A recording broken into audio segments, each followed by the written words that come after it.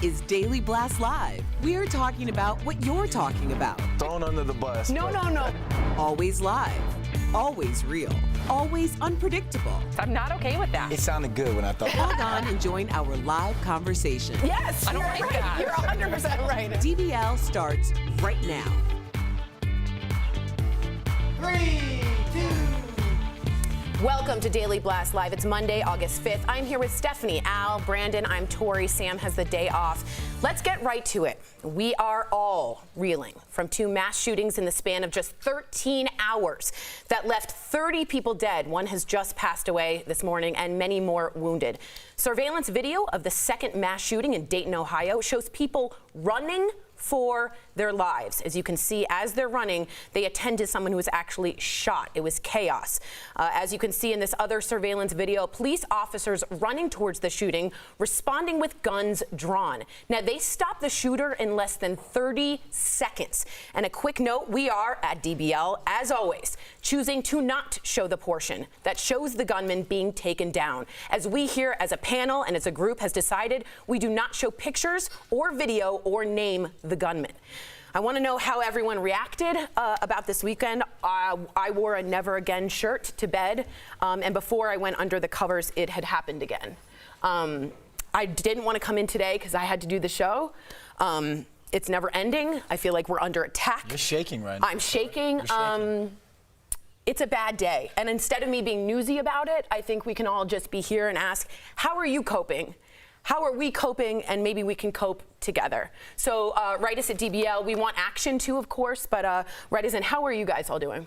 Well, I'm glad it's still affecting you. Yeah. You know, I mean, my biggest concern is that we're going to go numb. I think the best way to handle this is not to take our usual strategic positions, but I think maybe to just talk personally about how this really did affect you. And for myself, I do a podcast with my buddy Frank Calando, and we recorded yesterday, and we were going to talk about this. And a genuine conversation that we had in a pre-production meeting was, will this be old news by Thursday? Wow. And that's that we didn't say that on air. We didn't say that for any kind of reaction. It's just generally that's how often that it's happening and how quickly it's going to cycle through the news. That I wonder if a double mass shooting is now the only thing that's going to get our attention, because now it's if 3 people are killed at a Walmart, we don't really even report it. Yeah. It doesn't really even make the news anymore. Matter. Right, exactly. So it's about numbers and time now. So and I felt absolutely sick, and I was extremely upset with myself because, and it goes back to what you were saying, will we remember this by Thursday? Because with the Garlic Festival shooting, people forgot already. I thought, it was only 3. Well, that's not as bad as what they usually are. And the bar is lowering. Sick. Right. Yeah. I would even think that 3 innocent human beings were killed just for doing nothing, doing absolutely nothing. And then you have the Walmart shooting. Mm-hmm. You're outraged from that. And then you wake up the next morning. I was out in New York City. Asleep yet. I didn't even know what was going on. I thought that people were still talking about the Walmart shooting. And then you realize that someone went and shot up a bar area in one of the safest places in Dayton, Ohio. Where my husband went to college. It's terrible. It's absolutely terrible with a 100-round drum. I know. Wait, Steph, how do you feel this has got to be so weird for you? Okay, so in 2019, so far, we're at 250 mass shootings in America. The next nearest country is Mexico with 3. Brazil and Canada have had 1. Let those numbers just literally sink in for a minute. You're 25 times more likely as an American to be shot than in any other developed country. It's easier to get an AK-47 than it is for me to get a visa. Or an abortion. Or an abortion. So if you think about that, if you had to go through the same process that a woman has to go through if you're going to have an abortion, think about it. If we put the same procedure in place to get a gun, the situation will be very different. There's a mandatory 48 waiting hour period. You have to get a note from a parent if you're of a certain age, or a judge. You have to get a mental health check from a doctor. Then after you've had an abortion, when you walk out, you're faced with people screaming murder at you and holding up pictures and signs. Does any of that ever happen when we see victims outside a gun shop? When people just walk out with a gun that have no license, that have had no mental health checks, that have never spoken to a policeman about if they're capable? No. It's very true. Well, today, it's a really, really great point. Today, we also want to talk about the victims, including Jordan and Andre Anchondo, who died bravely shielding their infant son in El Paso. Their son lived but lost both his parents. And in Ohio, one of the victims the shooter shot was his own sister, Megan. This is the shooter's own sister. She was, I believe, at the bar, and she was taken down by the gunshot. Yeah, this morning, President Trump condemned white supremacy. But before we get there, I really want to show a video of Jordan Oakley, or at least a picture of him. This is a soldier who ran into the building. This is he. And what happened was he was in a Foot Locker in El Paso and started hearing the shooting. This man, who is off duty, grabbed as many children as possible that were all stranded without their parents, picked them up with an adrenaline rush, grabbed them to safety, and ran out. He also had a gun that he had a license for, that he was there for backup. So I want to make sure that we include people that are heroes in this moment, and that man deserves our attention. Yeah, absolutely. Rapper T.I., that I caught wind of who this guy was because rapper T.I. had posted on his Instagram, and a lot of people are saying, I'm glad that this show doesn't release who the shooter is. Never. We don't show the face.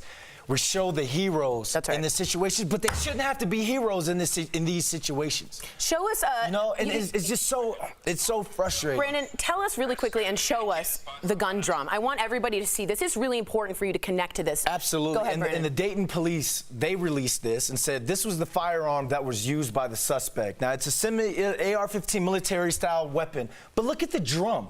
That can fit 100 rounds of ammunition, of bullets in it. And it can shoot off. That's why he got off. He killed 9 people in 32 seconds. 32 seconds. You're hearing cock, boom, boom. You don't know what's going on in 32 seconds. 9 people dropped to the ground. So I think we do it a PD. disservice, Brandon, when we say 9 people. Yeah. I mean, those are 9 shattered families. Yeah. You know, every one of 20 those dead. Every one of those bullets in those drums is a shattered family that will reverberate with their children. They'll think about it every Christmas. And Christmas 2035, they'll try and have a good Christmas. They'll still be thinking about this. And you know, we always just come with these numbers. No, these are entire blocks, groups. I knew a kid. That was my neighbor. That was my cousin's boyfriend. We are interconnected as human beings, and to just be like, oh, those 9 people are just gone now. No, now we have a bunch of people that are really just shells of themselves. If something happened to one of my kids, I'd come to work. Right, but you're a shell of yourself. You're not. I would never be Al again. Those people will never have their kid, their son, their wife, their husband, daughter back again. Tragedy is not a big enough word. And just so you guys know, it's Glenn Oakley. I want to make sure I got that. Not Jordan Oakley, Glenn Oakley. I want to give him all the credit. Thank you, sir, for standing up for your country. I very much appreciate that, as we all do. Well, this morning, President Trump condemned white supremacy for the very first time since taking office. Let's take a look. Our nation must condemn racism, bigotry, and white supremacy. These sinister ideologies must be defeated. Hate has no place in America. He also called for stronger background checks, tweeting Republicans and Democrats must come together and get strong background checks, perhaps marrying this legislation with desperately needed immigration reform. I want to get the panel's take on this. My first thought is this has nothing to do with immigration other than right. Had to throw so that again, as they warned us, this is not an immigrant coming after us. It is again another white supremacist starting a war, and I have to say this on TV. I believe it is being stoked, incited, and promoted by the White House. I want you to play. This is at a Trump rally in May in Daytona. Listen to the crowd. But how do you stop these people? You can't. There's no. That's only in the panhandle you can get away with that statement. So if you didn't see that, we had a typo in the bottom. The crowd roared, "Shoot him." And everyone uproariously laughed. And he said you can only get away with that in the panhandle. Well, I mean, politicians have been coming at him, and a lot of people feel the same way as you did. I don't know if we have the clip that Beto O'Rourke said about the president. Okay, let's take a look. Do you think President Trump is a white nationalist? Yes, I do. And again, from some of the record that I just recited to you, the things that he has said, both as a candidate and then as the President of the United States, this cannot be open for debate. And you, as well as I, have a responsibility to call that out. When you use words like infestation, invasion, S-hole countries, you don't condemn Nazis, you see this trickle into the community. People His rapists. manifesto is also peppered with a lot of Trumpism. So I want to be clear. Now, several prominent Republicans are blaming the mass shooting on violent video games, among other things, including Texas Lieutenant Governor Dan Patrick. Take a look at this. What's changed in this country? We've always had guns, we've always had evil, but what's changed where we see this rash of shooting? And I see a video game industry that teaches young people to kill. I look at, on a Sunday morning when most of your viewers right now, half of the country are getting ready to go to church, and yet tomorrow we won't let our kids even pray in our schools. Let's not forget a church was shot up as well in the past mass shooting. And don't forget synagogues. Synagogues as well included. Plural. How do you take this response by our Republican leaders? I think it's absolutely ludicrous. Okay, I understand that video games can be incredibly violent, and would I be 100% okay with my child playing, you know, like Grand Theft Auto, for instance, where it can be very violent? Maybe not until they're of a certain age. But I don't think this is the root of this problem. Can I ask you a question? You got to think, we play that game in England. Right, it's played in do you France. play video games in England? Of course. Because I think everywhere they play video games. China. And we play them absolutely everywhere. I don't think it's got anything to do with that. We had a Madden tournament, the video game Madden. That was shot up in Jacksonville. Remember that? And it's everywhere. But every country has video games. Every country has mental illness. This is happening here. Why? This is where all the guns are legal, Tory. And remember, in 1994, we had a federal assault weapon ban. It lasted to 2004. Congress let it expire. It lowered gun shootings by 43%. Yeah. So we can do this again. DBL is live, and our conversation about gun violence, it continues. The conservative-leaning New York Post says America should ban weapons of war. Wow. Rupert Murdoch's own newspaper. Well, we share your comments about that in Fifth Host. And later discover how a woman battling cancer was given a boost of confidence when she needed it the most. That's in Hard Threads, coming up.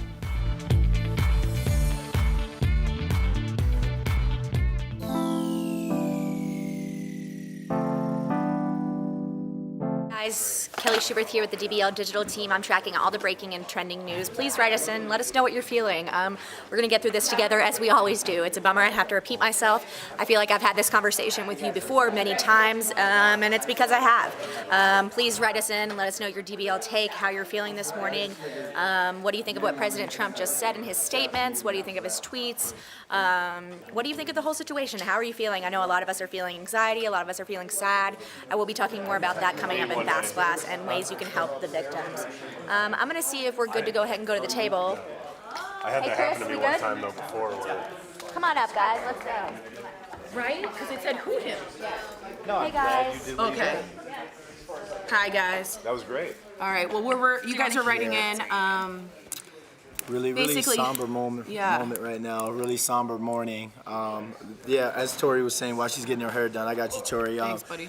Stacey Lynn Sorber has wrote in saying, my thoughts and prayers going out to our nation. We must stop all this hate. We should be scared. We shouldn't be scared to go grocery shopping, going to a church, going to a country concert, going to Walmart, going to a bar, going to a nightclub, going to school. I mean, do you want me to going to a synagogue? Do you guys want me to keep going down the list, or Yeah, this should is we what the keep New Yorker going? wrote. The right to go to Walmart or to a food festival or to church or to a synagogue or to school, without fear of being shot. Oh, hold on. Sorry. Can you read the rest of that? Sorry, I got to take my contact. Which one? Oh, the right to go to Walmart or to a food festival or to go to church or a synagogue or to school without fear of being shot is eminently worth fighting for. And I absolutely agree. And I know we like to read both sides. We like to see what both sides are saying when it comes to this. And you're seeing people saying that, oh, you shouldn't be finger pointing. You shouldn't be finger pointing. We need to be coming together. How are we going to come together when there are certain people who won't address the underlying and obvious issue? We got more DBL coming up. Fifth Host. Make sure you guys write in. Thanks, DBL Nation.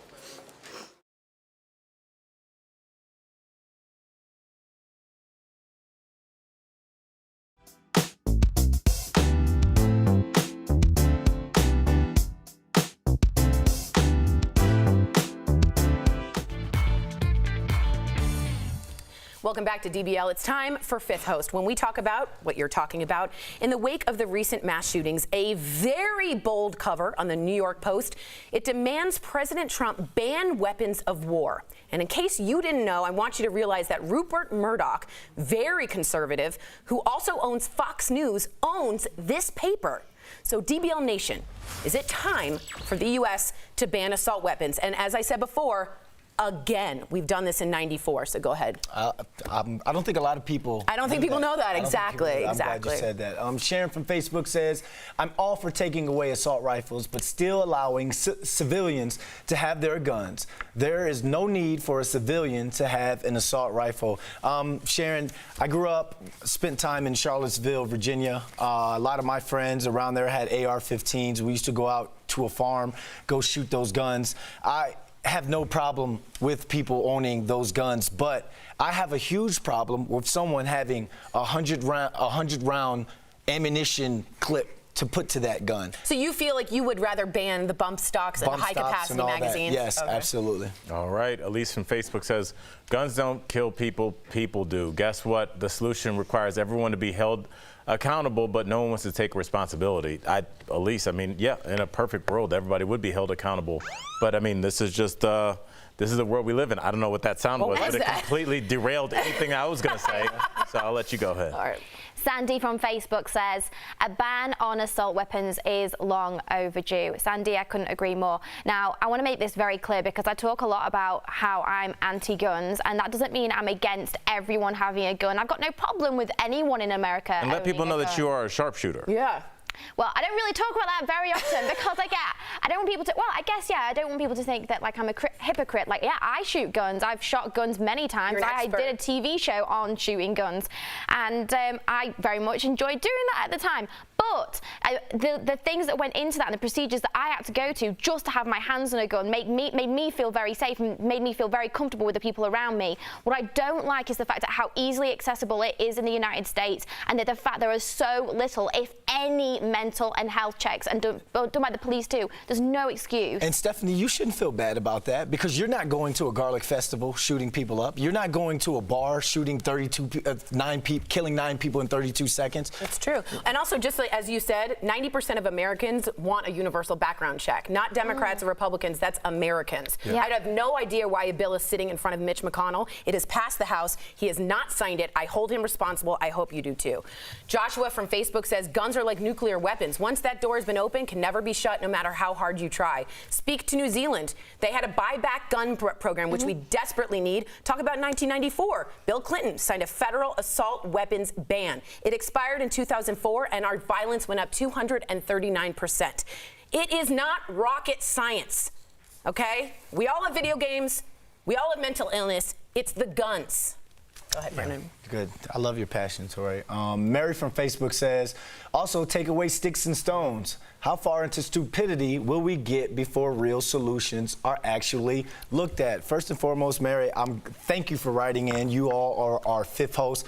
But I think that was one of the dumbest comments I have ever read since being here for a year. Sticks and stones don't kill 9 people in 32 seconds. Now, there's one thing if someone can go and beat people up, Bruce Lee style or something like that, but we're talking about deranged people with an agenda in their head that wants to go and cause mass casualties. A stick and a stone is not going to kill all those people in that short of a time.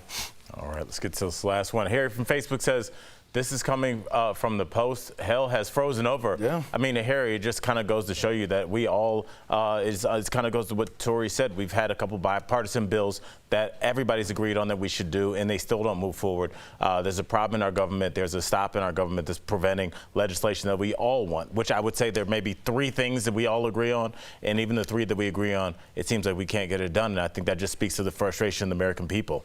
And just also know that during the governor, I think it's Mike DeWine of Ohio, started to give a speech. He was, and I hope you go see this footage, interrupted by a wave of people shouting, do something now. Yeah. We are so sick of thoughts and prayers that it's unbelievable.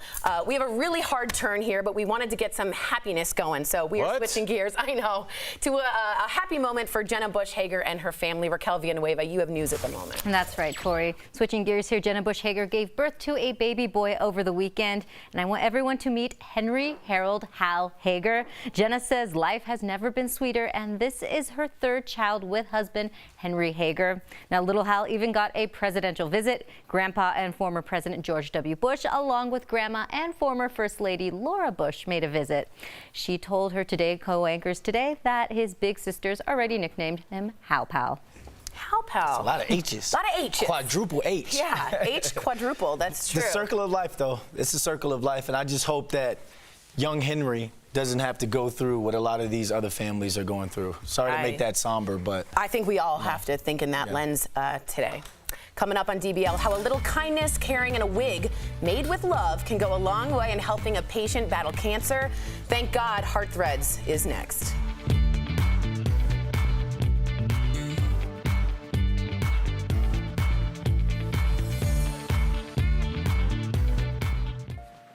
sorry. Hey guys, Kelly Schubert here with the DBL Digital team. I do have a breaking news update to give you. We have just learned that another victim has died in the El Paso shooting, bringing the number to 22, bringing the total number of people dead from mass shootings this weekend to 31. I am going to take you to the desk now. I think we're going to continue to talk. Hey Al, I was just giving them the update that another victim has died in the El Paso shooting, bringing it to 22, bringing the total number to 31 so far for the mass shootings last night. So. Yeah, that's Thank you. I mean, I think that we also do a disservice when we say that we talk about the number of people wounded, and I think that we think about it like the way people think about like old Western movies where somebody just kind of got shot in the shoulder and kept moving. I mean, wounded means that you got shot through your left eye. That also is that, or you know, critically wounded. I mean, you might use the use of a limb. Yeah, I mean, you look at somebody like David Ortiz, the baseball player that was shot in the Dominican Republic. I mean, he wasn't shot with a high-powered rifle, but I mean, yet I know they had to remove a lot of different parts of a lot of different organs. I mean, when a bullet passes through you, it's going to definitely take years off of your life. It's going to forever change the way your body functions. Also think about post-traumatic stress. Yeah. And it's not just affecting that one person. It's like you said it so eloquently. I mean, you said it's not just 9 people, it's 9 families too. Yeah. The whole community, their friends. It's not just one life that's affected. It is a huge ripple effect. It's shattered. And it's going to take years and years and years for anyone to even come close to. I don't even want to use the word being okay because they're never going to be okay. Yeah. I'm just surprised nothing has happened.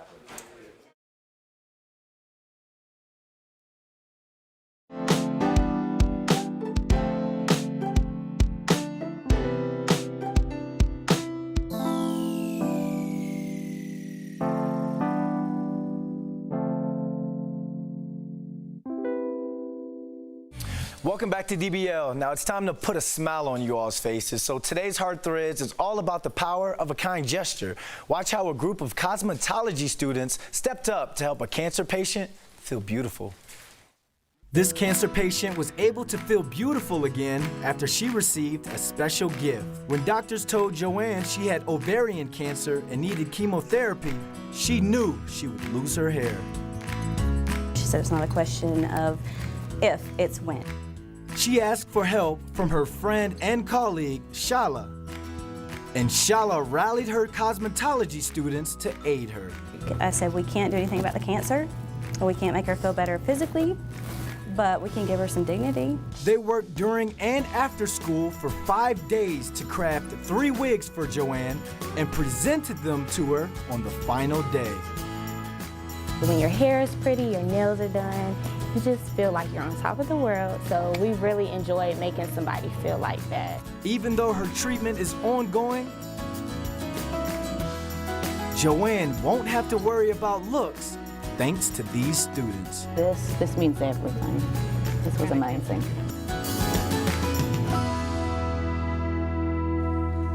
On days like this, we really need Heart Threads, right y'all? Right? Yeah. We'll be right back. Promotional consideration is brought to you by Naomi, she said I was talking about breaking two, and I said no one will remember it. Naomi said she did. Naomi, that's why I love you. I have an idea about share heights. Copy those files from the green packet. What happened? She put her finger in my tea again. No, it's... And I think that's unprofessional, hurtful. I want that. Why is she wearing headphones? Yeah, she is walking around like, I don't know, like a DJ. She looks like the pink ghost in Pac-Man. She does. That's a good one. That's my girl. I just played that somewhere the other day. That's what I'm saying at. And I was like, is it weird? It's hard. Dude, does it give you anxiety? Yeah. I don't like it when they're right behind me. What the and hell I'm like, was that? I just played it. But then they trap you, like in the corner, and it's over. It's I don't know. There's like, I'm not a person that suffers from anxiety, but like Pac-Man does. It just, I don't like things chasing. I don't like that. Oh, I was at my buddy. It was this weekend. My buddy has the mini Pac-Man game. Oh, yeah. Because now you could buy like the little arcade Right, game. my son has That's that. where it was. It's Yeah. super cool. Yeah. Like, that's weird you said that. Isn't 'cause I it was like, weird wait. this resurgence with, because like my kids who grew up with all this technology love old school stand-up video games. And I wonder what that is, because they have access to like pinball. Crazy, yeah. Remember when we went to that thing? Yeah, that's where I took my daughter. Oh, you did? Yeah, I went to this place called Hyperspace here in Denver, and I like it because Dave and Buster's, like, they have fun games, but first of all, their games are. Did I ever tell you what happened to me one time with my daughter there? But I know where you're going. They're super expensive. Dude, I took my oldest daughter and my oldest son to Dave and Buster's, and you know I put like a decent amount of money in their cars. Like, hey, you guys have been good. And so my daughter goes off, and I like run out, just like let them go play, and I'm eating at the bar. And she comes up and she's like, my car doesn't work. And I'm like, we've only been there for like 8 minutes. So I come back and I'm like, find the manager. And I'm like, I'm being stern but friendly. I'm like, hey, something's wrong. My daughter's trying to have a good time and her car doesn't work. He prints out this receipt. My daughter was playing the pull down thing where you get all those tickets. Yeah. But it's like $14 a pull, like 14 credits. And there was only like 100 and something on there. So she went through like $60 in probably like 7 or 8 minutes. And I had to do that when you're dead wrong after you've gotten the manager. And you're like, okay, God. I see. Okay, well, that's fine, and we're gonna just. I won't be coming back. Yes, I'm wrong. I'm embarrassed. Yeah. It was so, because I was like, I had that like, and can we check this out? Because, and I was like, he like black and white is just like, you can't argue. You're just like, oh no. Oh no. Did you give her more money? Yeah, I had to. We staying there. We only been there 10 minutes. I was like, I gotta kill this afternoon.